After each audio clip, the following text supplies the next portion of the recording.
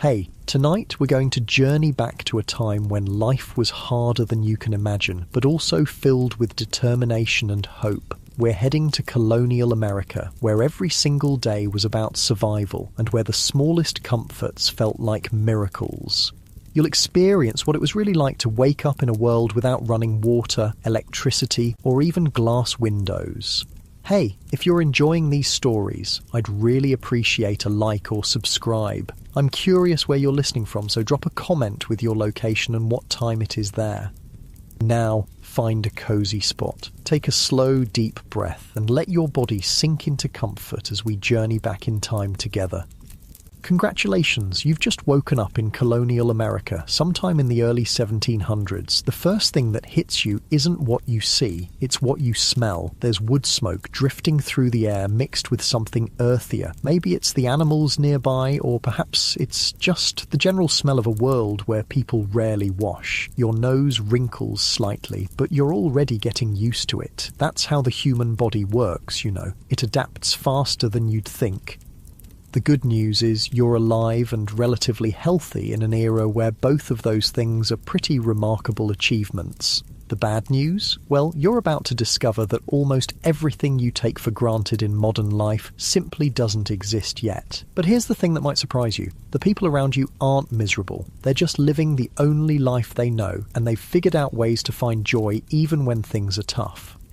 You're lying on what passes for a bed in this era. It's not like the mattresses, you know. This is basically a wooden frame with rope strung across it, topped with a thin mattress stuffed with straw or corn husks. The ropes have stretched overnight, leaving you with a saggy dip in the middle. You can feel every single piece of straw poking through the rough cloth. Your back aches in places you didn't know backs could ache. That's just how sleeping works here. Everyone wakes up a little sore. The room around you is dim, lit only by whatever sunlight manages to squeeze through the small windows. There's no glass in these windows. Glass costs more than most people make in a year. Instead, there are wooden shutters that you can close to keep out rain and cold, but that also keeps out light. Some families stretch oiled paper or cloth across their windows, which lets in a little light but makes everything look cloudy and strange.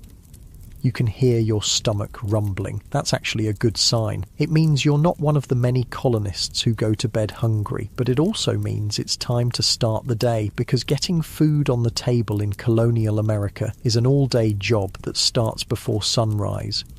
The house is starting to stir around you. You can hear the soft thud of bare feet on wooden floors, the creak of floorboards that have been settling for decades. Someone's already up and moving, probably the woman of the house, because her day starts earliest of all. She needs to get the fire going again because it died down overnight, and without it there's no way to cook food or heat water or stay warm.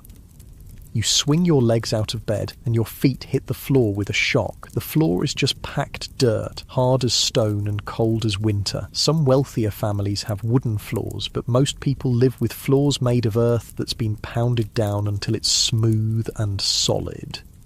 It's actually surprisingly practical. Easy to sweep, and it doesn't cost anything to install. But it's always cold, and when it rains hard, sometimes water seeps up through the ground. The cold hits your body like a slap. There's no central heating here, obviously, and the fire that kept the house slightly warm yesterday evening has died down to glowing coals. You can see your breath in the air. Everyone's breath makes little puffs of steam in the morning, even in summer. In winter, people sometimes wake up to find frost on the insides of their windows and ice in their water buckets. You're wearing the same clothes you wore yesterday, and the day before, and the day before that. This isn't because you're lazy or dirty. It's because most people in Colonial America own exactly one set of everyday clothes, maybe two if they're lucky. There's one set for everyday work, and one set for church on Sundays. The fabric is rough and scratchy against your skin. It's usually made of wool or rough linen, woven by hand and sewn by hand with thick, uneven stitches designed to hold up under years of hard wear. Your clothes smell like wood smoke and sweat and general human living, but so does everyone else's, so nobody notices. That's one of those weird things about living in a time when everyone smells pretty much the same. Your nose just stops registering it as unusual. It's background noise, like the sound of cars in a modern city.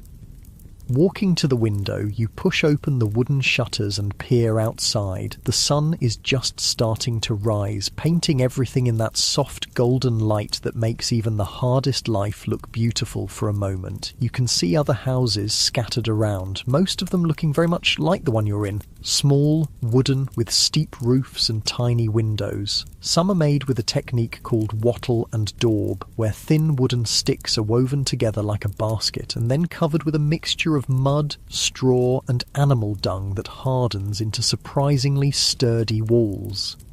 The landscape looks different than you'd expect. There are stumps everywhere, big thick tree stumps that show where massive trees once stood. Clearing land for farming is backbreaking work that takes years, and colonists often just cut down trees and leave the stumps to rot, rather than spending the enormous effort it takes to dig them out. The fields between the stumps are planted with corn, wheat or other crops that will hopefully keep everyone fed through the winter.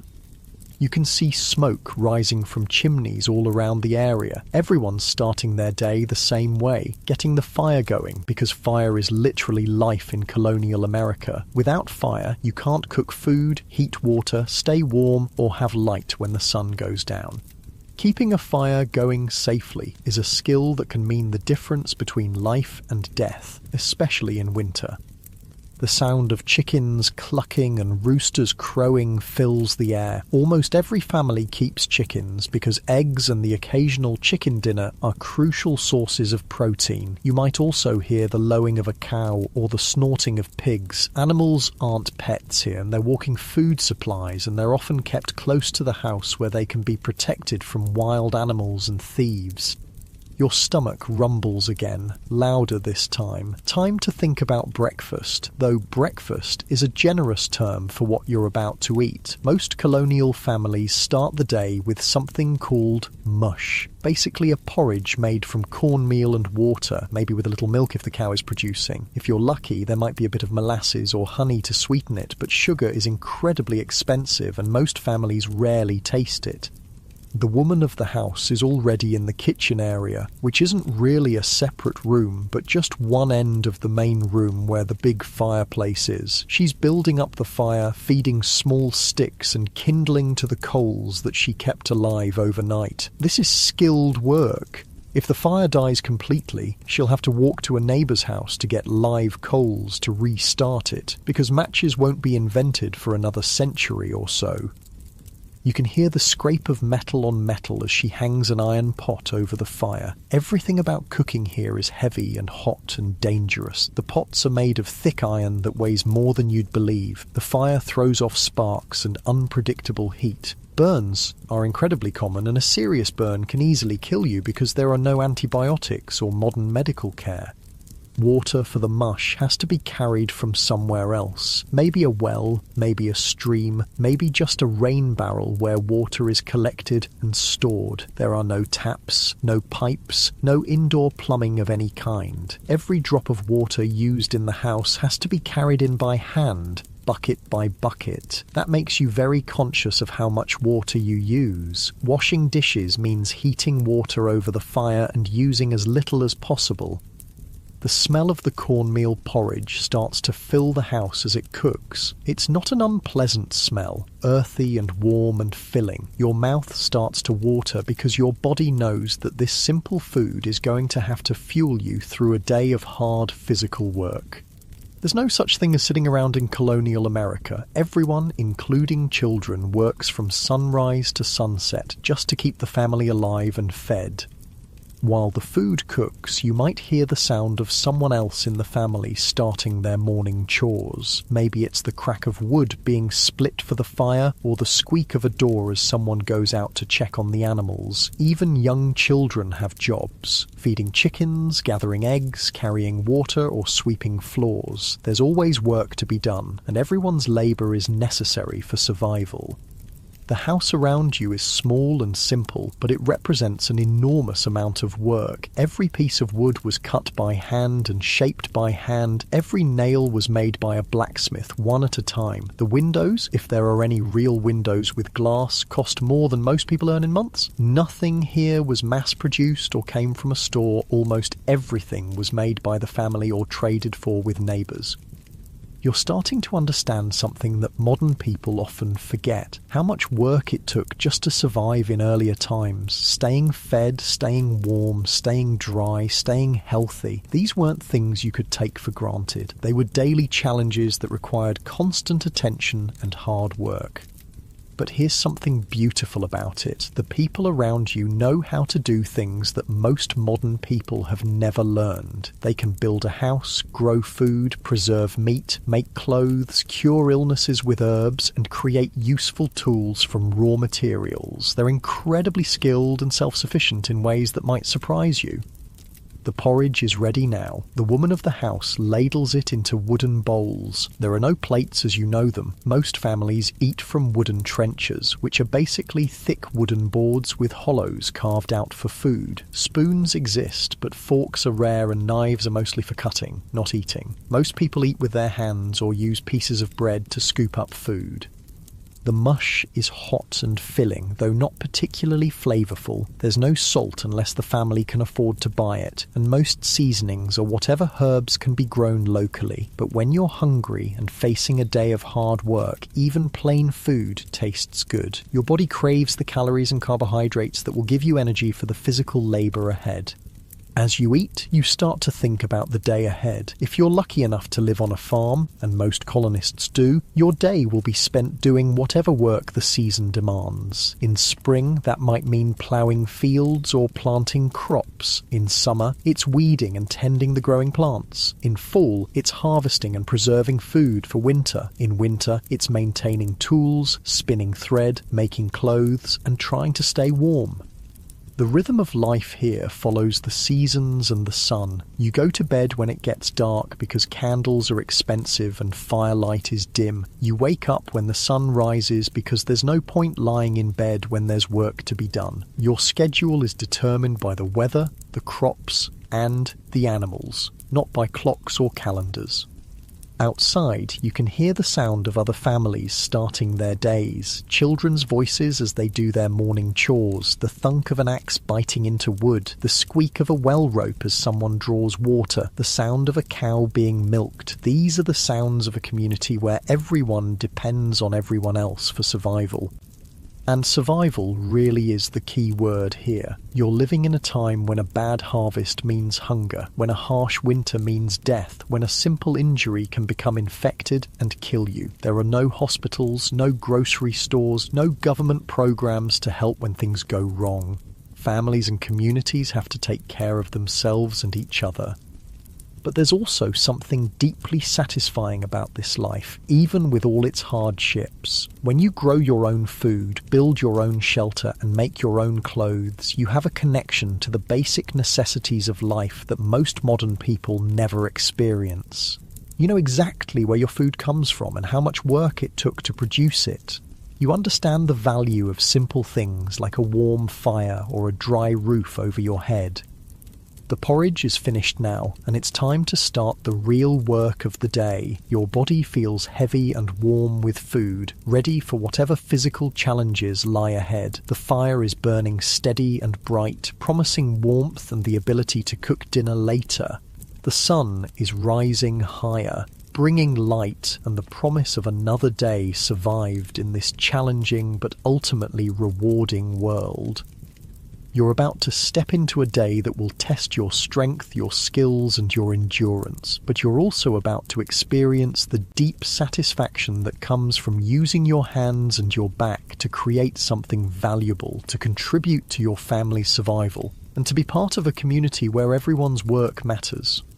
As you step outside into the crisp morning air, the first thing you notice is how different this world smells compared to what you might expect. There's the clean scent of wood smoke, yes, but underneath that there's something earthier, more pungent. It's the smell of a world without modern sanitation, where humans and animals live much closer together than you're used to, and where the idea of taking a bath is almost unthinkable. The house you just left represents months of back-breaking labour. Every single piece of wood was cut by hand using saws that had to be sharpened constantly. The walls were built using a technique that would seem almost impossible today. First, the men of the community came together to raise a wooden frame. Massive beams of oak or pine that were shaped with hand tools and joined together with wooden pegs and careful carpentry. You can see the marks where broad axes shaped each beam, leaving surfaces that are smooth but obviously handmade. Between those wooden beams, the walls are filled with something called wattle and daub. Picture this: thin wooden sticks, maybe as thick as your thumb, woven together like a giant basket. Then comes the daub, a mixture that might make your stomach turn. It's mud, yes, but mixed with straw, animal hair, and often animal dung. Cow manure, horse manure, whatever was available. The mixture is plastered over the woven sticks and left to dry into walls that are surprisingly strong and weatherproof. If you ran your hand along the inside wall of the house, you'd feel the rough texture where this mixture was smoothed by hand. Sometimes you can still see handprints in the dried daub where someone pressed too hard while working. These aren't perfect, smooth walls like you're used to. They're organic, uneven, shaped by human hands working with whatever materials the land provided. The roof above your head is probably made of thatch, layers and layers of dried straw or reeds woven together so tightly that water runs off instead of soaking through. Building a thatched roof is an art form that takes years to learn. The thatcher starts at the bottom and works up, layering the straw so that each row overlaps the one below it. When it's done properly, a thatched roof can last for decades and keep a house completely dry even in the worst storms. But here's something that might surprise you about colonial houses. They're usually just 1 or 2 rooms total. That house you woke up in, it might be home to a family of 8 or 10 people. Parents, children, grandparents, maybe a servant or 2, all living in a space smaller than many modern bedrooms. Privacy as you understand it simply doesn't exist. Everyone sleeps in the same room, everyone shares the same space, and everyone knows everyone else's business. The lack of privacy extends to something that modern people find almost unimaginable. What happens when you need to use the bathroom? As you walk around the property, you notice a small wooden structure set back from the house, maybe 50 or 100 feet away. That's the privy, or outhouse, and it's where every member of the family takes care of their most basic biological needs. The outhouse is basically a wooden shed built over a deep hole in the ground. Inside, there's a wooden seat with a hole cut in it, and underneath that hole is a pit that might be 6 or 8 feet deep. There's no toilet paper. That won't be invented for another century.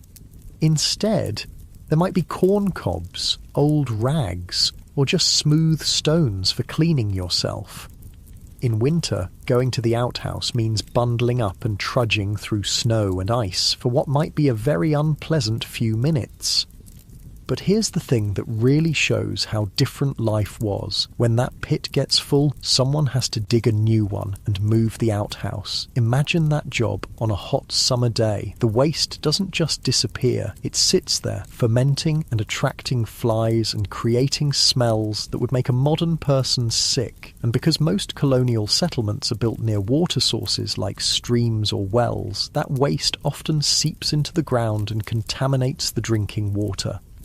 This contamination is one of the biggest killers in colonial America. Diseases like dysentery, typhoid fever, and cholera spread like wildfire through communities where human waste and drinking water mix. You might remember reading about Valley Forge, where George Washington's army spent that terrible winter. What you might not know is that more of his soldiers died from disease than from cold or hunger. About 2/3 of the men who died at Valley Forge were killed by dysentery and typhoid fever, diseases that spread because of poor sanitation. When night falls or the weather is too harsh for a trip to the outhouse, families use chamber pots. These are basically ceramic or metal bowls that people use as toilets inside the house. Every morning, someone, usually a woman or child, has to empty these pots. And where do they empty them? Often they just dump them out the nearest window. If you were walking down a street in colonial Boston or Philadelphia, you'd want to stay alert for the cry of "Gardyloo," a warning that someone was about to dump a chamber pot from an upstairs window. The streets themselves are something that would shock modern sensibilities. There's no garbage collection, no street cleaning, no sewage system. People throw their household waste directly into the street. Food scraps, broken pottery, old clothes, and yes, human waste all end up in the roadways. Add to that the droppings from all the horses, cows, pigs, and chickens that share the streets with people, and you get a picture of urban life that's hard to imagine. When it rains, these streets become rivers of filth. When it's dry, the waste turns to dust that blows around and gets into everything. The smell is something you'd have to experience to believe, and this isn't just in poor neighbourhoods. Even the wealthiest parts of colonial cities deal with these same sanitation problems. Given all this, you might think that people in colonial times were constantly trying to get clean. But here's something that would absolutely amaze a modern person. Most colonists almost never take baths, not because they're lazy or don't care about being clean, but because the very idea of immersing your whole body in water is seen as dangerous, unhealthy, and possibly immoral. The typical colonial American might wash their face and hands once a day using a cloth and a basin of water. That's it. That's the extent of their daily hygiene routine. Their bodies, from neck to toe, might not be washed with soap and water for months at a time, maybe not even once a year. Full-body bathing is reserved for infants, and even then it's more about hardening them against disease than about getting them clean. Why this fear of bathing? Part of it comes from medical beliefs of the time. Many doctors believe that water can weaken the body or make it more susceptible to disease. They think that the natural oils and dirt on your skin actually protect you from illness. The idea that cleanliness prevents disease, something we take for granted, simply hasn't been discovered yet. Religion plays a role too. Some religious leaders preach that too much attention to the body is vanity, and that suffering through discomfort is good for the soul. The Puritans, who have a huge influence on colonial culture, believe that cleanliness is important for moral reasons. But they mean clean clothes and tidy homes, not clean bodies. There's also the practical matter of heating water. Remember, every drop of water has to be carried by hand and heated over a fire. Heating enough water to fill a bathtub would take hours and use enormous amounts of precious firewood. For most families, it's just not worth the expense and effort. So, what do people smell like? Well, everyone smells pretty much the same. Like wood smoke, sweat, and the general scent of human bodies that haven't been washed. Clothes are rarely laundered because soap is expensive, and the process of washing clothes is incredibly labour-intensive. Most people own only 1 or 2 sets of clothes, and they wear them until they literally fall apart. The soap that does exist is nothing like what you're familiar with. Colonial soap is made from animal fat and lye, which is created by filtering water through wood ashes. The process is dangerous. Lye can burn your skin, and the resulting soap is harsh and caustic. It's primarily used for washing dishes and clothes, not bodies. Using this soap on your skin would leave you red, irritated, and probably with chemical burns. Women's hair is kept covered almost all the time, partly for religious reasons and partly because washing hair is almost impossible. They might brush it and re-braid it, but actually washing it with soap and water is a rare event. Men often keep their hair short or shave their heads completely and wear wigs instead. The wigs can be cleaned more easily than natural hair, and they can be removed if they become too infested with lice. And lice are everywhere, absolutely everywhere. Body lice, head lice, clothes lice, they're just part of life. Everyone has them, from the poorest farmer to the wealthiest merchant. George Washington himself complained about wigs full of lice. People try to control them by combing their hair with fine-toothed combs and by boiling their clothes, but completely getting rid of lice is nearly impossible in a world without effective cleaning methods. The smell of unwashed human bodies is just background noise in colonial life. When everyone smells the same, your nose stops noticing it. It's like how people who live near a paper mill stop smelling the sulphur, or how people in modern cities stop hearing traffic noise. Your senses adapt to what's normal in your environment. But the consequences of all this poor sanitation go far beyond just smells and discomfort. Disease spreads rapidly through communities where people live close together without proper hygiene. Smallpox, measles, influenza, and other contagious diseases can wipe out entire families or even whole settlements. Medical knowledge is primitive, and there are no antibiotics or vaccines. When someone gets sick, their family can only hope and pray and try whatever folk remedies they know. Even minor infections can become life-threatening. A small cut that gets dirty can lead to blood poisoning. A tooth infection can spread to the brain. Childbirth is incredibly dangerous because there's no understanding of germs or sterile conditions. Many women die in childbirth, and those who survive often suffer from infections that plague them for the rest of their lives. The irony is that people in colonial times often live closer to nature and get more physical exercise than modern people, which should make them healthier, and in some ways they are. They're usually stronger and more physically capable than people today, but the lack of basic sanitation and medical knowledge means they die young from diseases that would be easily treatable now. Children are especially vulnerable. It's not uncommon for families to lose half their children before they reach adulthood. Parents don't even name babies until they're several months old because infant mortality is so high. When you see colonial graveyards, you'll notice how many tiny headstones there are marking the graves of children who lived only days or weeks. Despite all these challenges, colonial families develop strategies for dealing with the realities of their time. They burn certain herbs to mask odours and hopefully repel insects. They change their clothes more often than they wash their bodies. They keep their living spaces as clean as possible, even if their bodies aren't clean by modern standards.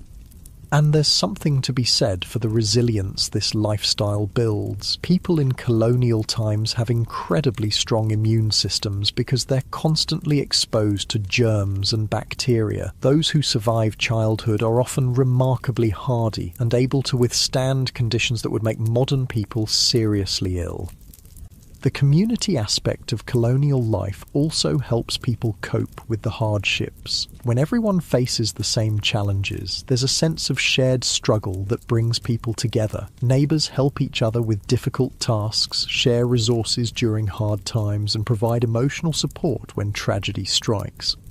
As you stand outside that colonial house, breathing in the morning air with all its complex smells, you're experiencing a world that's both harsher and more intimate than anything most modern people can imagine. It's a world where survival depends on community, where physical strength and practical skills matter more than book learning, and where the simple act of staying alive through another day is an achievement worth celebrating. The sun is climbing higher now, and the day's work is calling. Time to discover what it really means to earn your living with your hands and your back in a world where there are no shortcuts, no machines to do the work for you, and no safety net if you fail. The workday in colonial America begins the moment you can see your hand in front of your face, and it doesn't end until the last light fades from the sky. You're about to discover that staying alive in this era requires a level of physical effort that would exhaust most modern people within hours. Every single thing you eat, every piece of clothing you wear, every tool you use has to be created by hand from raw materials using techniques passed down through generations.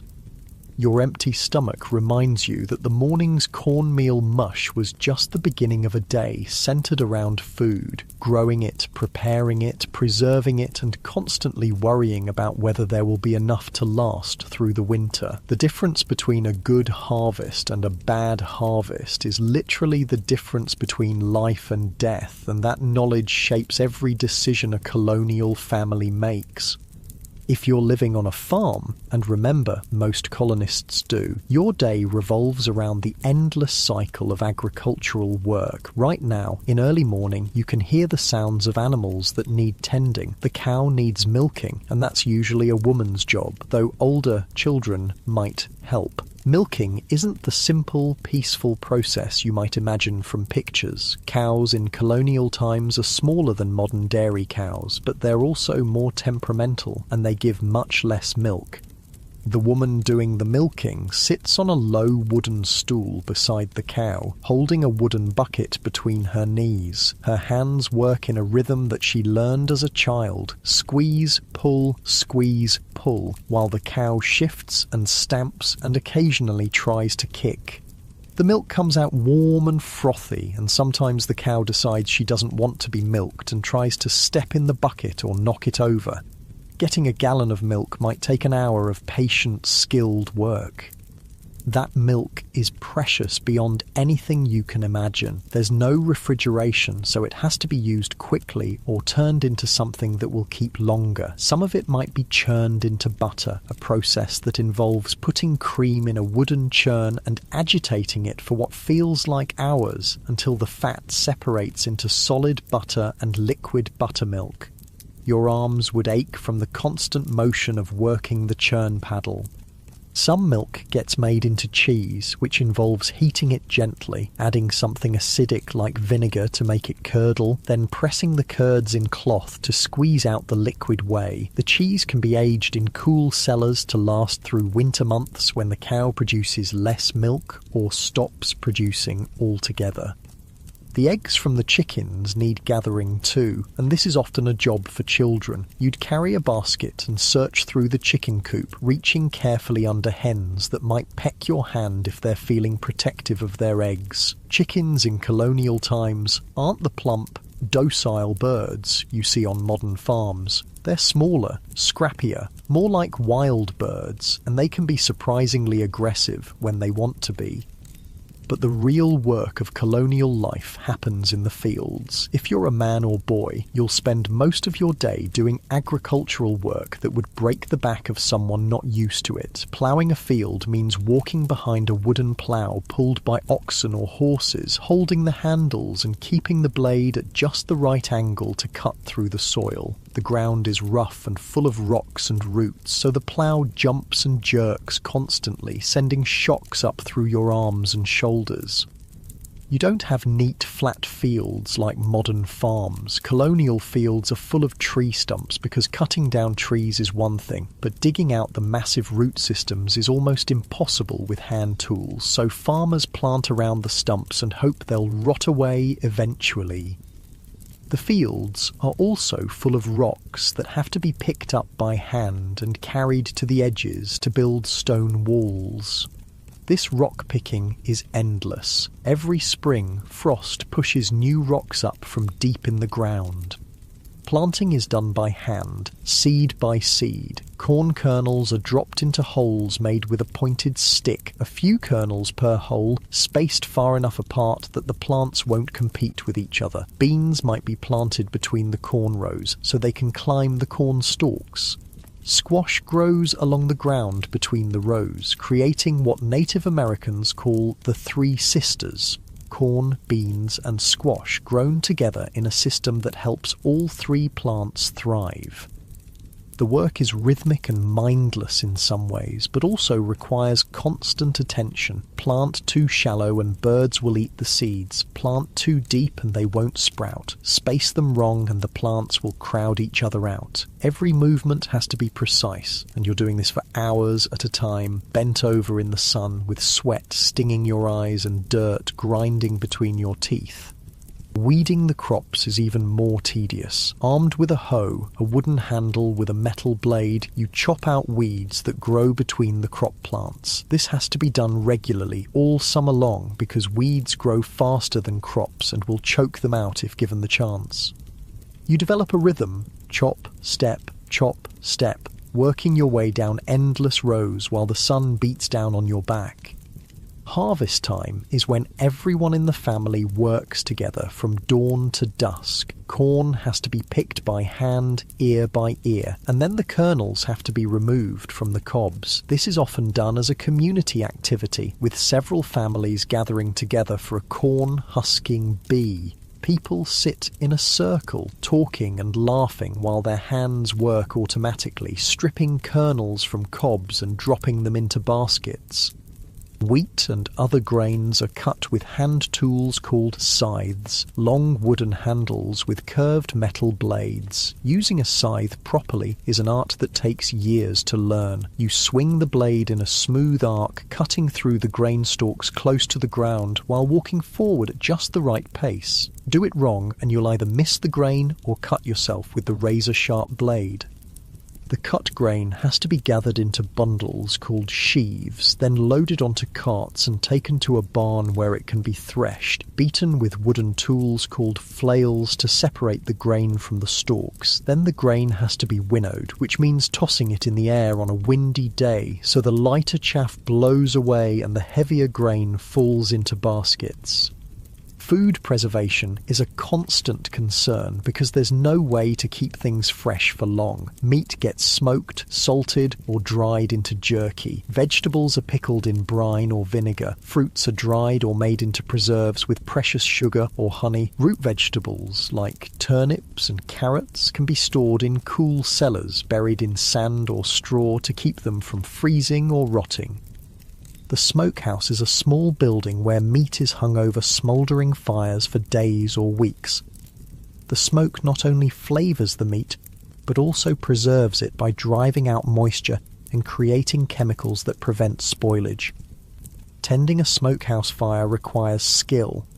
Too hot, and the meat cooks instead of smoking. Too cool, and it spoils before it's preserved. Making salt pork involves packing pieces of pork in barrels with layers of coarse salt. The salt draws out moisture and creates an environment where harmful bacteria can't grow. Salt beef, salt fish, these preserved foods can last for months and provide protein when fresh meat isn't available.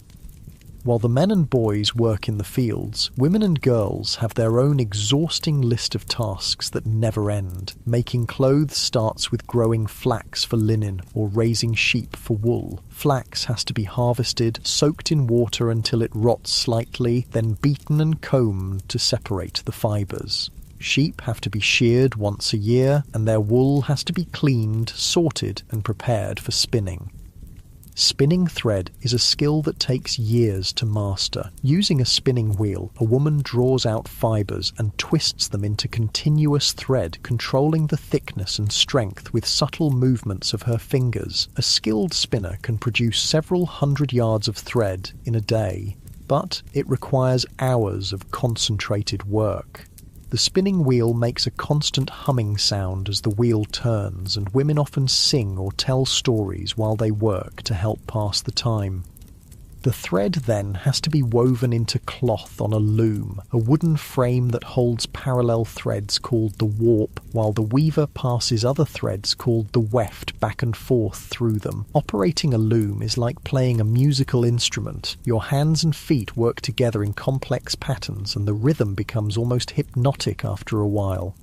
But even after the cloth is woven, the work isn't done. Wool cloth has to be fulled, washed and beaten to make the fibres lock together and create a denser, warmer fabric. Linen has to be bleached by laying it out in the sun and dampening it repeatedly over weeks or months. Then, the cloth has to be cut and sewn into clothes using patterns passed down from mother to daughter.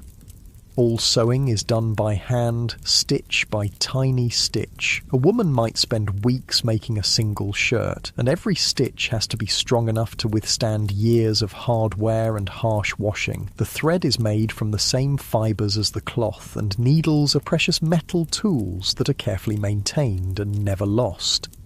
Cooking is another full-time job that requires constant attention and skill. Every meal has to be prepared over an open fire in the fireplace, using heavy iron pots that hang from hooks and chains. Controlling the heat means moving pots closer to or farther from the flames, adding or removing logs, and constantly tending the fire to keep it at the right temperature. Bread baking happens in a stone or brick oven built into the side of the fireplace. First, a fire is built inside the oven chamber and allowed to burn until the stones are heated through. Then the coals and ashes are scraped out, loaves of bread are placed inside on wooden paddles, and the opening is sealed with a door or clay plug. The residual heat from the stones bakes the bread slowly and evenly. But you can only bake when the oven is hot, so bread baking is a major production that happens once or twice a week. Women often coordinate with neighbours so that several families can use the same oven on the same day, taking turns sliding their loaves in and out of the hot chamber. Preparing other meals means constant stirring of stews and porridges to keep them from burning, careful attention to roasting meat on spits that have to be turned by hand, and managing multiple pots and pans over a fire that throws off sparks and unpredictable heat. Burns are incredibly common, and a serious burn can easily become infected and kill you. Water for cooking and cleaning has to be carried from a well or stream, bucket by bucket. In winter, this might mean breaking ice and melting it over the fire. In summer, it means walking to the water source multiple times a day with heavy buckets that leave your shoulders aching. Washing dishes is done with minimal water and harsh soap, and pots are often just scraped clean and wiped out rather than truly washed. The same pot might be used to cook several different foods in sequence, each one picking up flavours from what came before. Laundry is an occasional nightmare that involves heating large quantities of water, scrubbing clothes on washboards with harsh soap, rinsing them in cold water, and wringing them out by hand before hanging them to dry. Women often do laundry together as a community activity, share in the work and the large vessels needed to heat water. The rhythm of colonial work follows the seasons and the daylight. In summer, when days are long, people work as much as 16 hours a day. In winter, when daylight is precious, they work by firelight, but mostly focus on indoor tasks like spinning, weaving, and tool repair. Everyone in the family has essential work to do. Children as young as 5 or 6 have regular chores that contribute to the family's survival. Boys help their fathers with farming and learn skills like carpentry, blacksmithing, or whatever trade the father practices. Girls help their mothers with cooking, cleaning, and textile work, learning the skills they'll need to run their own households someday. There's no such thing as leisure time as modern people understand it. When the essential work is done, people might have a few minutes to sit by the fire and talk, but there's always something that needs doing. Clothes to mend, tools to repair, food to prepare for the next day. The physical toll of this lifestyle is enormous. People's hands are permanently stained and scarred from their work. Their backs ache from bending over crops and looms. Their feet are tough and calloused from walking on rough ground. But they're also incredibly strong and capable, able to do things with their hands that would seem like magic to someone from the modern world. By the time evening arrives and the last light fades from the sky, you've worked harder than most modern people work in a week. Your body is exhausted, your clothes are dirty and sweat-stained, and you smell like wood smoke and honest labour, but you've also contributed something essential to your family's survival, and there's a deep satisfaction in that knowledge that helps ease the ache in your muscles as you finally rest. After a day of back-breaking work, you might think all colonists lived the same hard life, but colonial America is actually a world divided into very distinct social classes, each with their own daily rhythms, their own challenges, and their own completely different relationship to comfort and survival. Where you fall in this social order determines everything from what you eat for breakfast to whether you'll live in a mansion or a one-room cabin. Let's say you're fortunate enough to be born into the upper class, the wealthy gentry who own large plantations in the south or extensive land holdings in the north. Your morning begins very differently than the farmer's dawn we experienced earlier. Instead of rushing to milk cows and tend fires, you wake up in a bedroom that might actually have glass windows, letting in soft, filtered light that doesn't carry the bite of cold air. Your bed isn't a rope frame with straw. It's a proper wooden bedstead with a real mattress stuffed with feathers or down. The sheets are made of fine linen, smooth against your skin, instead of rough and scratchy. When you wake up, you don't immediately jump into yesterday's clothes. Instead, a servant, possibly an indentured servant or enslaved person, helps you dress in clothes made from imported fabrics cut by skilled tailors and sewn with tiny, precise stitches. If you're a wealthy man, your daily outfit might include a linen shirt with delicate ruffles, a waistcoat made of silk or fine wool, breeches that fit properly instead of hanging loose, and stockings made of silk instead of rough wool. Your shoes have actual buckles made of silver or pewter, and they're designed for walking on wooden floors rather than trudging through muddy fields. Wealthy women wear stays. That's the colonial version of a corset, made with strips of whalebone that shape their torso into the fashionable silhouette of the time. Over this goes a chemise of fine linen, then a petticoat, then the actual dress, which might be made of silk, imported from China, or fine wool from England. The colours are richer and brighter than anything a poor farmer could afford. Deep blues dyed with indigo, vibrant reds from costly cochineal, or elegant blacks that show they can afford to keep dark clothing clean. Both wealthy men and women often wear wigs made from human hair, carefully styled and powdered white. These wigs are expensive status symbols that require professional care. A good wig might cost as much as a poor family makes in a year, and maintaining it properly requires regular visits from a wig maker who cleans it, restyles it, and treats it for the lice that are still a constant problem even for the wealthy.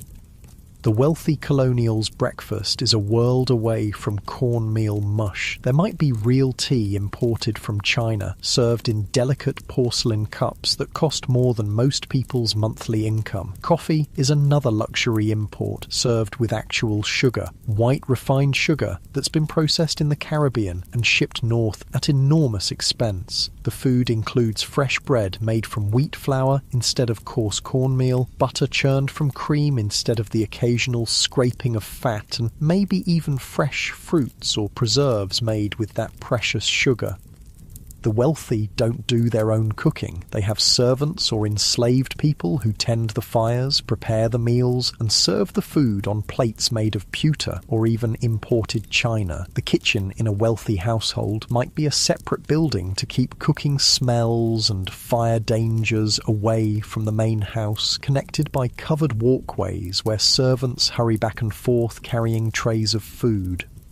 These wealthy colonists live in houses that would amaze someone from the farming class. Multiple rooms, each with a specific purpose. A parlour for entertaining guests, a dining room just for eating, separate bedrooms for parents and children, and maybe even a library filled with books imported from Europe.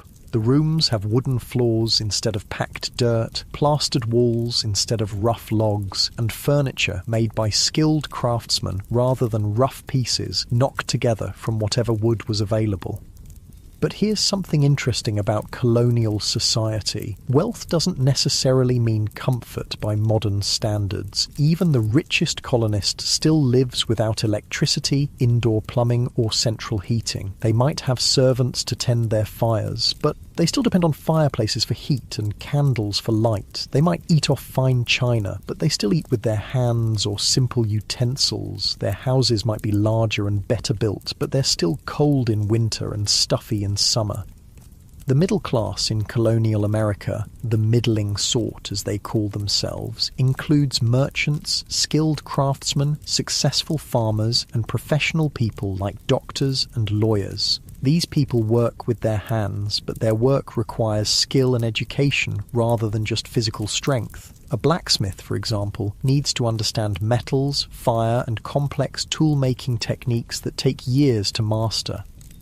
Walking into a blacksmith's shop, you'd be hit immediately by the intense heat radiating from the forge, a special fireplace designed to burn charcoal at temperatures hot enough to make iron glow white hot. The air shimmers with heat waves and sweat would start pouring down your face within minutes.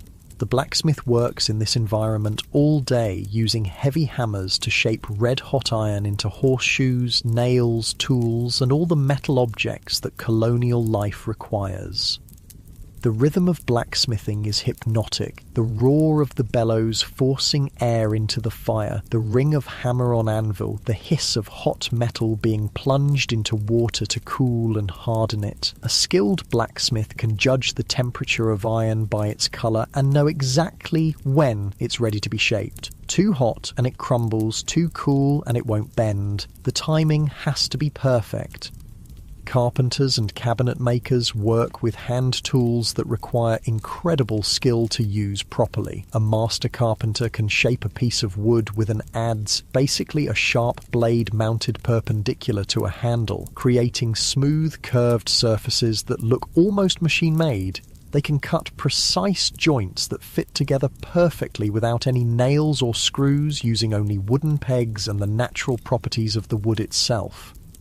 These skilled craftsmen often live above or behind their workshops in houses that reflect their status as neither wealthy nor poor. The furniture is well made but not fancy, the food is adequate but not luxurious, and the clothes are sturdy and well fitted but made from practical fabrics rather than expensive imports. City life in colonial America offers opportunities that don't exist in rural areas, but it also brings challenges that farm families never face. In cities like Boston, New York, or Philadelphia, you might wake up to the sound of church bells marking the hours, the rumble of cartwheels on cobblestone streets, and the calls of street vendors hawking their wares.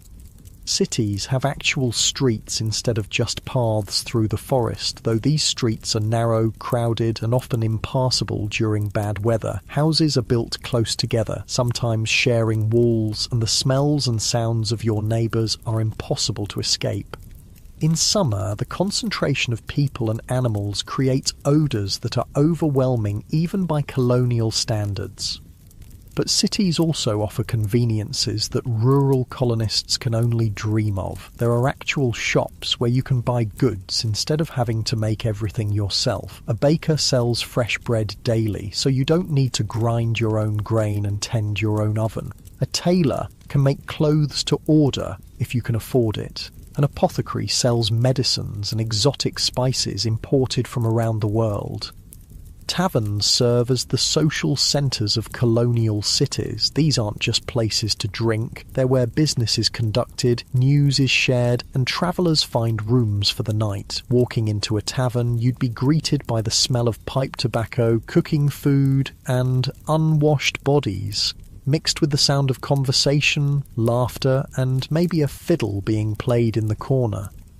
The tavern keeper serves beer, ale, cider, and stronger drinks like rum and whiskey. Colonial Americans drink alcoholic beverages with every meal, including breakfast, because alcohol is often safer than water in cities where wells might be contaminated. Even children drink small beer, a weak alcoholic drink that's less likely to carry disease than plain water.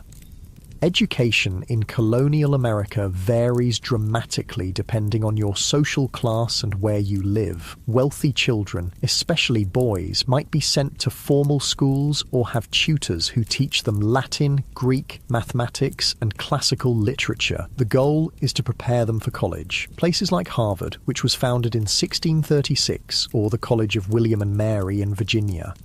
Middle-class children might attend what are called dame schools, informal schools run by women in their homes, where children learn basic reading, writing, and arithmetic. The dame who runs the school is usually a widow or unmarried woman who needs income, and she teaches a dozen or so children of various ages in her kitchen or parlour. Poor children, especially in rural areas, often get no formal education at all. They might learn to read from their parents or the local minister, but more often they go straight to work as soon as they're old enough to be useful. For them, education means learning practical skills: how to farm, how to cook, how to make and repair the things their families need to survive. Even children who do learn to read often have very few books available. The Bible is usually the only book in most households, and children learn to read by studying Bible verses. Other books are incredibly expensive because they have to be imported from Europe or printed on hand-operated presses using paper that's made one sheet at a time. Religious life dominates colonial society in ways that might surprise modern people. Sunday isn't just a day of rest, it's a day when everyone in the community is required to attend church services that can last for hours. The church building is often the largest and most impressive structure in town, and church attendance is both a religious duty and a social obligation. Puritan services in New England are particularly intense. The congregation sits on hard wooden benches in an unheated building, listening to sermons that can last 2 hours or more. The minister preaches about sin, salvation, and the constant struggle between good and evil, often using fear of damnation to encourage proper behaviour. People are expected to sit perfectly still and pay attention, and falling asleep during the sermon is considered a serious breach of etiquette. But church isn't just about religion, it's also where the community comes together to share news, conduct business, and maintain social connections. After the service, people linger in the churchyard, catching up on gossip, arranging marriages, and discussing the practical matters of community life. Religious beliefs also shape daily behaviour in ways that go far beyond Sunday services. The Puritans believed that hard work is a form of worship, that suffering builds character, and that success in this world might be a sign of God's favour. These beliefs help explain why colonists are willing to endure such difficult living conditions. They see hardship as part of God's plan.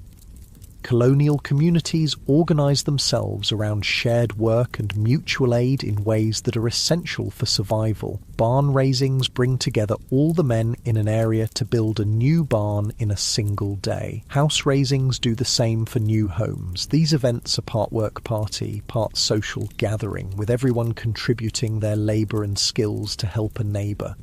Quilting bees give women a chance to socialise while doing essential work. A group of women gather to work on a quilt together, their hands moving in practised patterns while they talk about their families, their communities, and their concerns. The quilts they create aren't just bed covers. They're works of art that represent countless hours of skilled labour and creativity.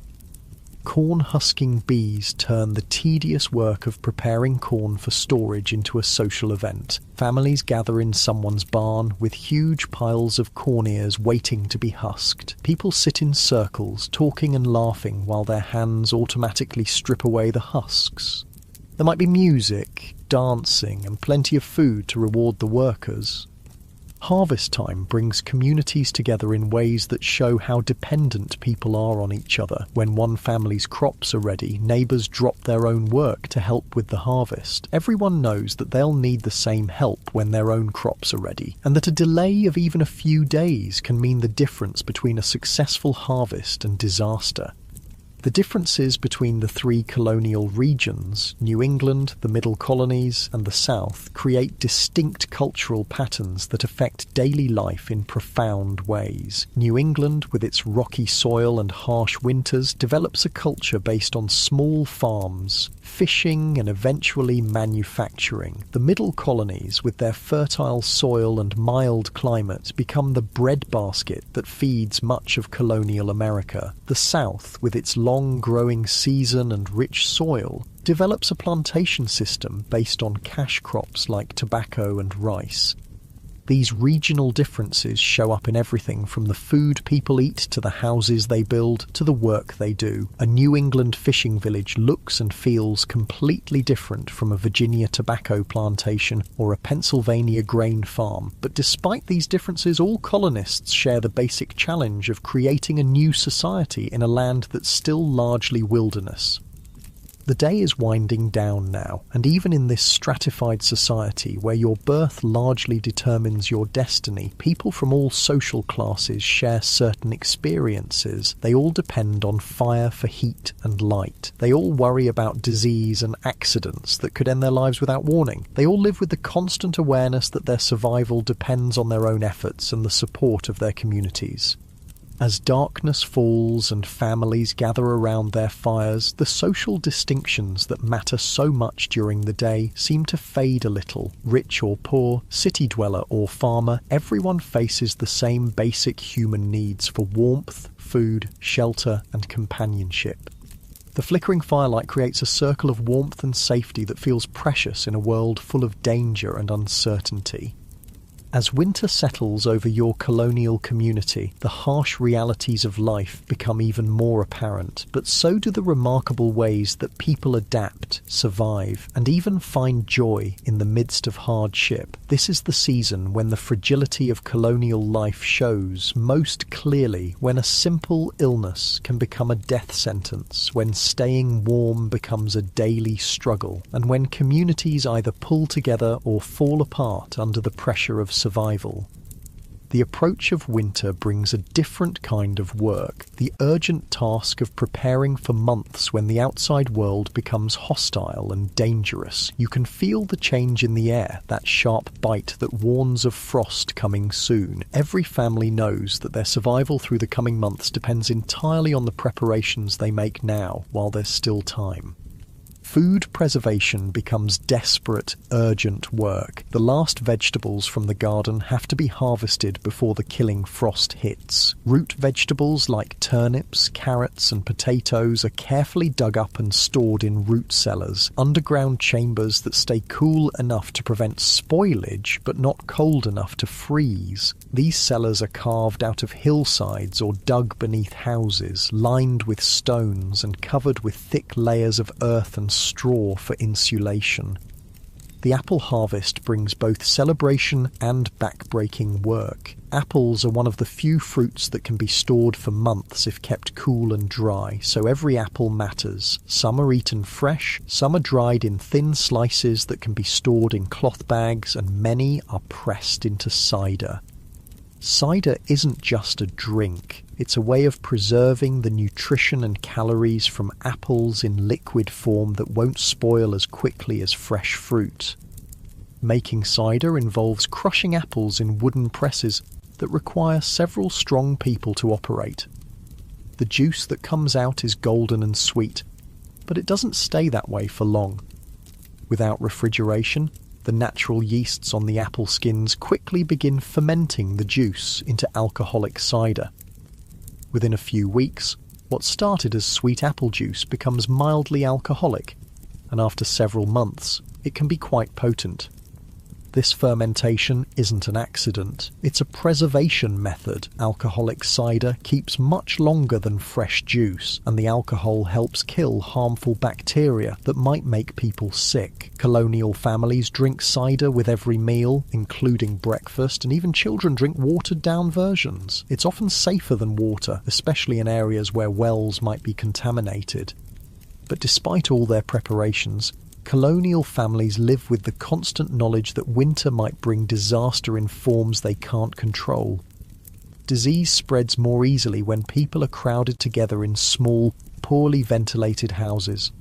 A single sick person can infect an entire family within days, and without effective medical treatment, minor illnesses often become fatal.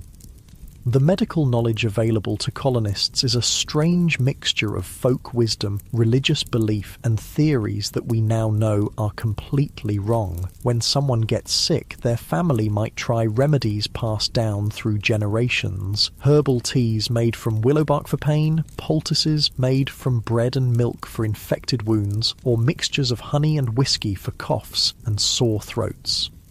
Some of these folk remedies actually work. Willow bark contains a compound similar to aspirin. Honey has natural antibacterial properties. Many herbs used in colonial medicine do have real medicinal effects, but the colonists don't understand why these treatments work, and they're just as likely to try remedies that are useless or even harmful. The few trained doctors available have medical theories that seem bizarre by modern standards. Many believe in the four humours, the idea that illness comes from imbalances between blood, phlegm, yellow bile, and black bile in the body. Treatments often involve trying to rebalance these humours through bloodletting, purging, or other methods that usually make patients sicker rather than better.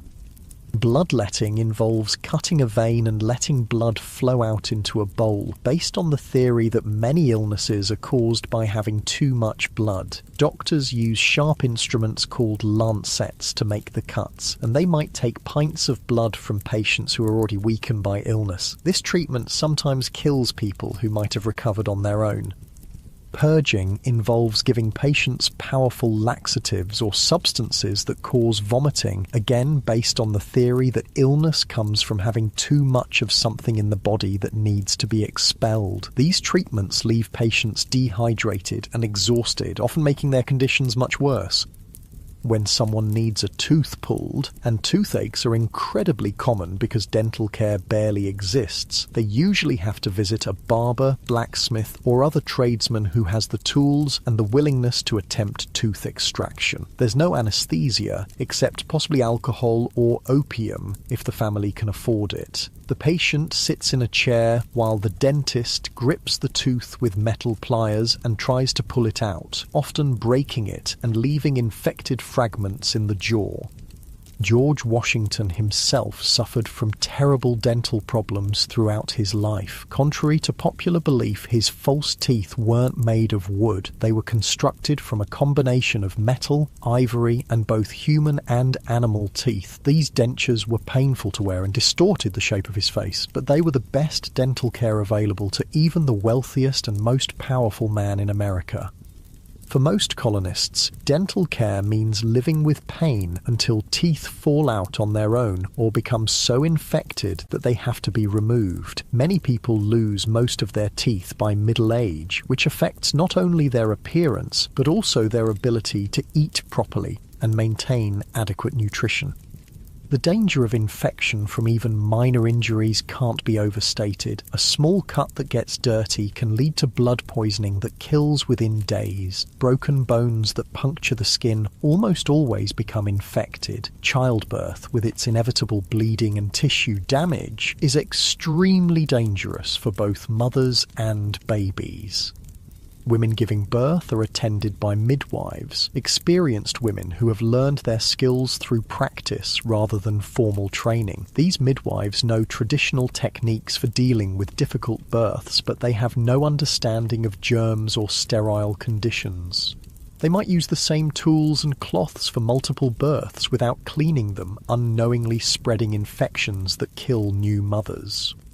Infant mortality is heartbreakingly high. Families often lose half their children before they reach adulthood. Parents don't even name babies until they're several months old because so many die within days or weeks of birth. When you walk through colonial cemeteries, you see row after row of tiny headstones marking the graves of children who lived only briefly. These constant threats to health and survival create a culture where people are deeply religious and fatalistic. They believe that life and death are in God's hands and that suffering is part of his plan. this belief system helps them cope with tragedies that would devastate modern families. The death of children, the loss of spouses in their prime, the constant presence of pain and illness. But colonial life isn't all hardship and suffering. People find ways to create joy and celebration even in the midst of difficulty. Winter evenings, when the day's work is done early because of short daylight hours, become times for storytelling, music, and simple entertainment that brings families and communities together. Around the fireplace, families gather to share stories passed down through generations. These might be folk tales brought from Europe, stories about local events and characters, or religious stories from the Bible. The storyteller's voice rises and falls with the flickering flames, creating dramatic shadows on the walls and drawing listeners into worlds of adventure and imagination. Music is a constant presence in colonial life, though the instruments are simple and homemade. A fiddle made by a local craftsman provides music for dancing at community gatherings. Someone might play a wooden flute carved from a piece of maple, or beat out rhythms on a drum made from a hollow log with animal skin stretched across the top. Singing is free entertainment that everyone can participate in. Families sing together while they work, mother and daughters harmonizing while they spin thread, father and sons keeping time while they split wood. The songs might be hymns learned at church, work songs that help coordinate group labor, or ballads that tell stories of love, loss, and adventure. Children create their own entertainment from whatever materials are available. A piece of wood becomes a doll, a handful of stones becomes a game, a length of string becomes a toy called a whirligig that spins and buzzes when you pull it tight and release it. Boys might play with wooden hoops that they roll along the ground with sticks, or carve whistles from pieces of willow bark. Girls practice the skills they'll need as adults by playing with miniature versions of women's tools. They might have tiny spinning wheels, small looms, or doll-sized cooking pots that let them imitate their mother's work. These aren't just toys, they're training tools that teach essential life skills through play. Seasonal celebrations mark the rhythm of colonial life and provide breaks from the constant work of survival. Harvest festivals celebrate the successful completion of the year's agricultural work and give thanks for food that will carry the community through winter. These gatherings feature the best food the community can produce: fresh bread, roasted meat, preserved fruits, and that precious alcoholic cider.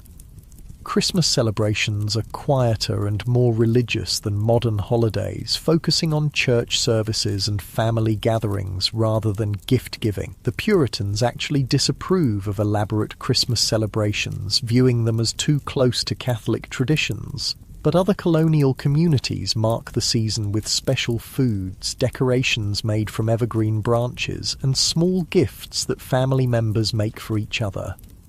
Spring brings celebrations of renewal and hope as communities emerge from the isolation and hardship of winter. The first green shoots appearing in gardens are cause for genuine joy after months of eating preserved and dried foods. The return of migratory birds, the blooming of fruit trees, and the warming of the soil all signal that the cycle of life is beginning again.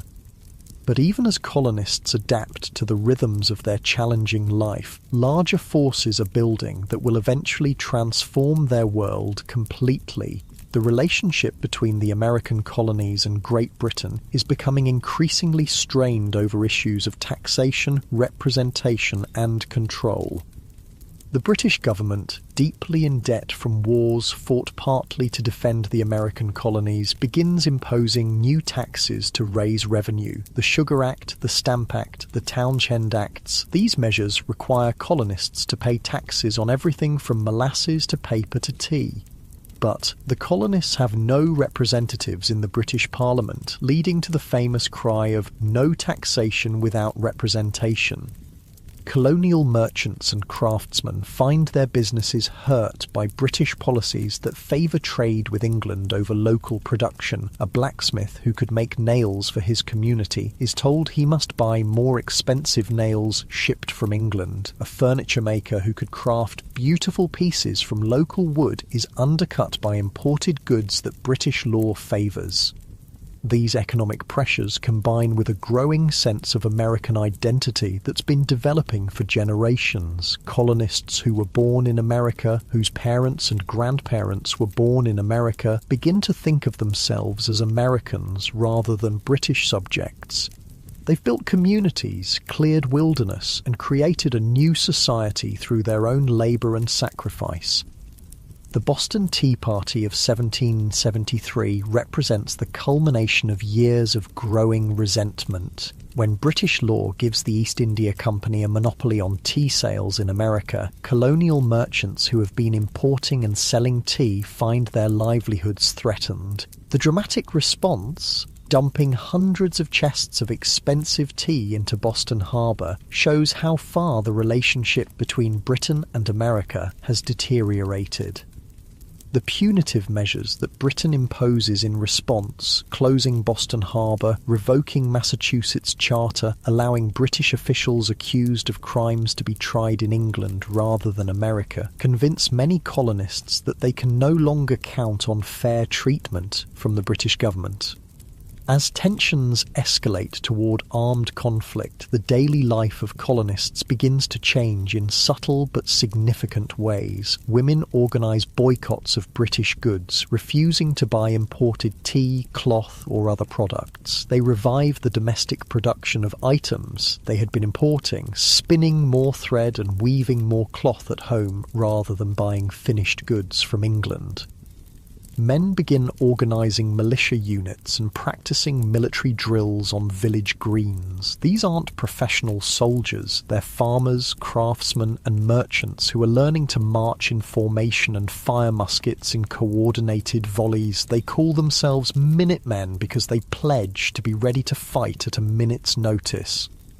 The skills that colonists have developed through generations of hard living, self-reliance, practical problem-solving, the ability to endure hardship and strong community bonds turn out to be exactly what they need to fight for independence. People who can build houses, grow food, make tools, and survive harsh winters without outside help are well prepared to create a new nation without British support. When the revolution finally comes, it brings new hardships, but also new hope. The Continental Army suffers terribly during that winter at Valley Forge, but the soldiers who survive are largely colonial farmers and craftsmen who already know how to endure cold, hunger and discomfort. The women who support the war effort are already skilled at spinning thread, weaving cloth and managing households without imported goods. As you drift off to sleep in your colonial bed with the fire dying down to glowing coals and the sounds of the community settling into nighttime quiet, you're experiencing the end of an era. The world you've lived in today, this world of handmade everything, of communities bound together by necessity, of lives shaped by the rhythms of seasons and the demands of survival, is about to be transformed by revolution and independence. But the character traits that this colonial experience has created won't disappear. The self-reliance, the willingness to work hard, the sense of community responsibility, the belief that ordinary people can solve extraordinary problems, these become part of the American character that continues to shape the nation for generations to come. The people sleeping around you tonight have already accomplished something remarkable. They've taken a wilderness and turned it into communities. They've transplanted European civilization to American soil and adapted it to new conditions. They've created a society where a poor farmer's son can become a skilled craftsman, where communities take care of their members, and where hard work and determination matter more than inherited status. In just a few years, these same people will create a new nation based on ideas that seem radical for their time. That governments should serve the people rather than the other way around. That ordinary citizens can govern themselves. that individual liberty and community responsibility can coexist. The daily experiences of colonial life, the need to cooperate for survival, the rewards of hard work, the dangers of concentrating too much power in distant authorities, have prepared them for this revolutionary experiment. So as you close your eyes and let the peaceful sounds of a colonial night wash over you, remember that you've spent a day in the lives of people who were quietly, unknowingly preparing to change the world. Their struggles with basic survival, their small daily acts of cooperation and mutual aid, their gradual development of a distinctly American way of life, all of this was building towards something larger than any of them could imagine. The morning will bring another day of hard work, another round of challenges and small triumphs, another opportunity to prove that free people can take care of themselves and each other. And eventually, all those mornings will add up to something extraordinary. A new nation built on the foundation of everything these colonial Americans learned about life, work, community, and the quiet dignity of ordinary people doing extraordinary things.